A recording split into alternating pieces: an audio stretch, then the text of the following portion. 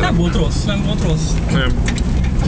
Hát ő megint amit ki tud forogni, igazából igen. Azzal hagyott. Aha. Tehát engemet is azzal izért, amivel kiforog, tehát kurva jól megy neki. Akármik is ahhoz képest, hogy szar a vesztengely, meg már 8 éve lett megcsinálva a motor, jól megy.